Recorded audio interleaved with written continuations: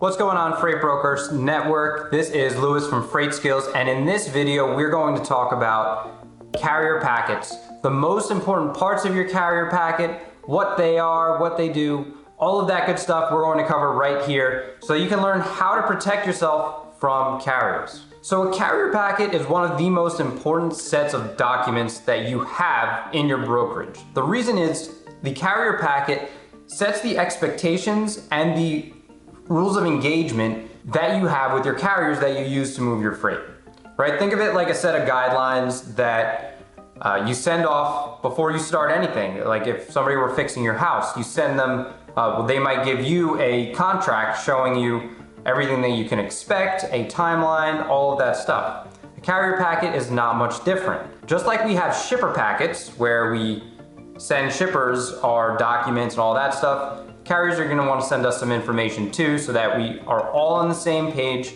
we all have the same interests, and we all know what to do in the event that something goes wrong. So one of the biggest problems that you can have with your carrier packet is not actually having a carrier packet, right? This is one of the biggest mistakes that brokers make by just using any carrier that comes through or calls without actually doing the full onboarding process. Now, we already talked about how we onboard carriers in another video. I'll link that right up here. The carrier packet is an essential step to that onboarding, right? So let's go a little bit deeper into what actually is in a carrier packet and how you use it to protect yourself and carriers doing business with you. So the first and most important part of your carrier packet is going to be the agreement.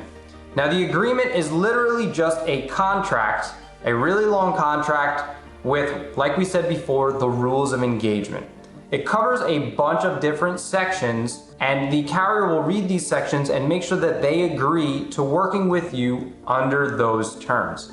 Now, there are a few sections in a carrier packet that are standard. Every single brokerage is gonna have them, and they're generally accepted by carriers all over the place. But we like to do things a little bit extra at Freightskills and Freight Broker Mentor. So I'm gonna give you the actual essential parts of the carrier packet that you need to have. And if you don't have these, your carrier packet is practically useless. Now, I'm not a lawyer, so take that as it may, but I've been doing this for about 15 years now. I've seen my share of carrier packets, and I hired a very expensive lawyer to write my carrier packet.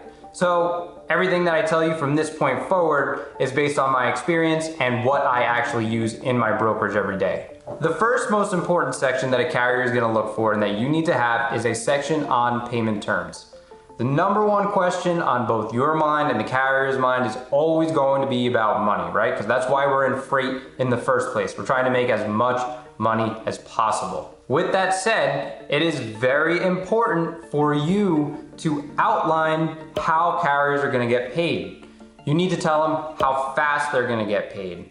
When they're gonna get paid. Is it gonna be a weekend, a weekday, the second week? What is it gonna be? They need to know. Are you gonna deduct anything if they choose quick pay options? We don't deduct anything for quick pay, and we pay within 7 days, like standard time. We'll make special concessions with people, but in general, you want to be paying your carriers as fast as possible. It's really important to maintaining carrier morale, and carriers will have a much easier time doing business with you if you could keep their cash flow going. The second section you need to have in your carrier packet is one on back solicitations. So one of the biggest problems about being a broker is that you are stuck in the middle of a transaction, right? That means that there are shippers and customers on this side, there are carriers on this side, and we are simply bringing them together. What that means is it's very easy for the carrier and the customer to skip over you and meet in the middle right here. Now, it doesn't happen very common, but it does happen, so you can't really ignore it. And the way you protect yourself from this happening the best that you can is by including something called a back solicitation clause.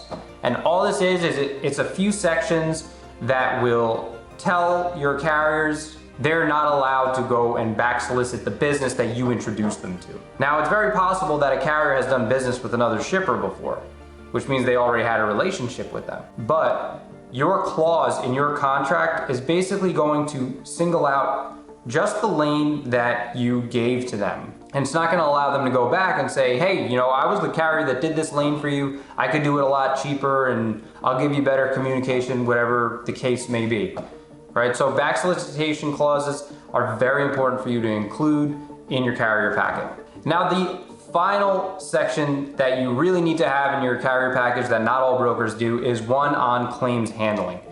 You need to document exactly how you want claims handled in the event that something does happen. In brokering for the last 15 years, I can tell you that something will happen eventually.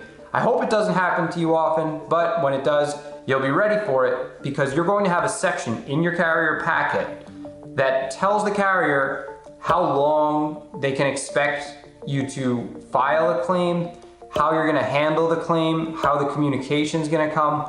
All of that stuff needs to be outlined in the carrier packet, and that's gonna make it very easy for you and your customer to feel safe and in peace of mind when something does go wrong. So now we'll move on to part 2 of the carrier packet, and that's gonna be the carrier profile. All this is a set of questions. Again, I talked about this in the carrier onboarding process. I'm gonna link somewhere around here. And the carrier profile is basically just a list of carrier stats.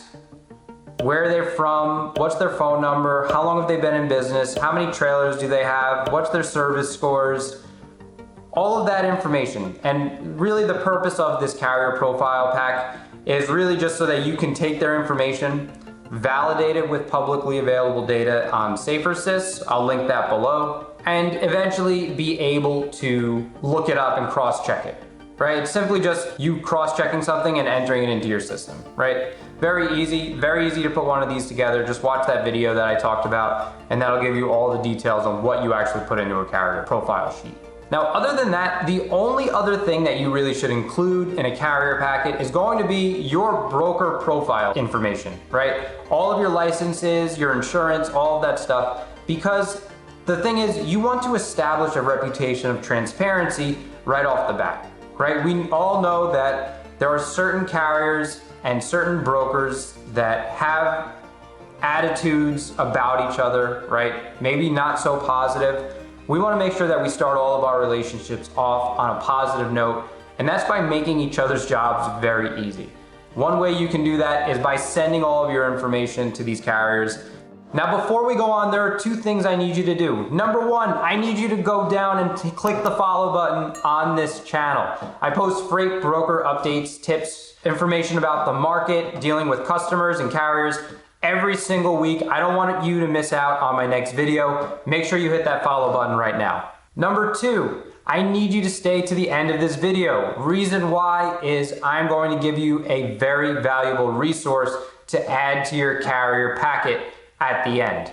All right, so that's gonna be a free download. You're just gonna have to give me your email address so I have somewhere to send it. And it's gonna be worth your while. If you're watching a video about carrier packets, odds are you're gonna wanna have these tools and resources for your carrier packet, all right? So stay tuned till the end so that I can show you where to get that. Let them know that you're trustworthy and safe to do business with so that you can get your relationship off on the right foot and they'll be much more likely to come back and do business with you in the future. So I hope that showed you everything that you need in order to put together a carrier packet that is stable, secure, protects you, protects your carriers from the business that you guys are gonna do together.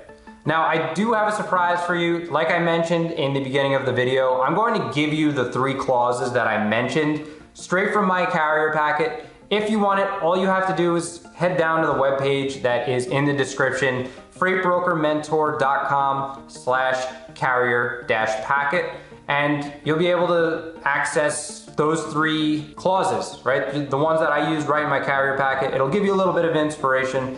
And again, you don't have to use them, but they are a really good reference if you don't have a carrier packet already. And now, carrier packets and relationships like this is something that I talk about every single day in my private Facebook group. It's called the Freight Broker Network, and I want to personally invite you to head on over to Facebook and join.